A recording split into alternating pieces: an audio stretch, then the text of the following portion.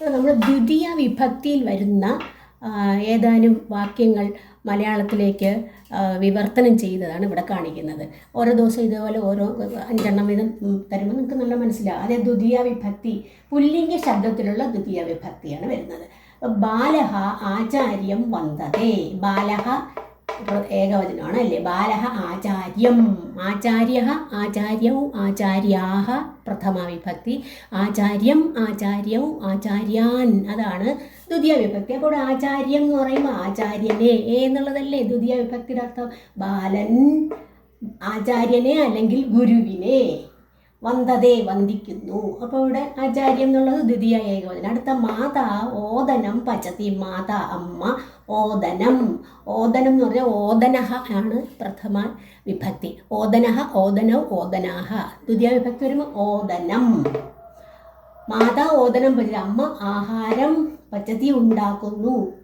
വയം മിളിതാഹ ഈശ്വരം സ്മരാമഹ. വയം മഹമാവാം വയം, വയം എന്ന് പറഞ്ഞാൽ ഞങ്ങളെല്ലാവരും എന്നുള്ള അർത്ഥം.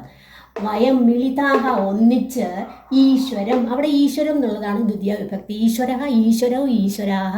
ദ്വിതീയ വന്നപ്പോൾ ഈശ്വരം, ഈശ്വരൗ, ഈശ്വരാൻ. അപ്പം ഈശ്വരം ഈശ്വരനെ. സ്മരാമഹ സ്മരിക്കുന്നു അല്ലെങ്കിൽ ഓർക്കുന്നു. ഞങ്ങൾ ഒന്നിച്ച്, മിളിതാഹ എന്ന് പറഞ്ഞാൽ ഒന്നിച്ച് ഈശ്വരനെ ഓർക്കുന്നു. അടുത്ത ഛാത്രാഹ വിദ്യാലയം ഗച്ഛന്തി. ഛാത്രാഹ സ്റ്റുഡൻസ് കുട്ടികൾ. വിദ്യാലയം എന്നുള്ളത് ദ്വിതീയ ഏകവചനമാണ്. വിദ്യാലയ, വിദ്യാലയോ, വിദ്യാലയാഹ.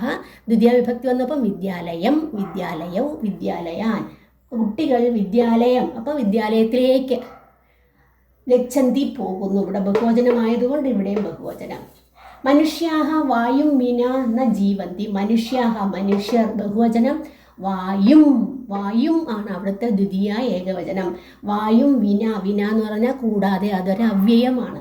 കൂടാതെ ന ജീവന്തി ജീവിക്കാൻ കഴിയില്ല എന്നുള്ളതാണ്. ന ജീവന്തി ജീവിക്കുന്നില്ല, അല്ലെങ്കിൽ മനുഷ്യർ വായുവിനെ കൂടാതെ.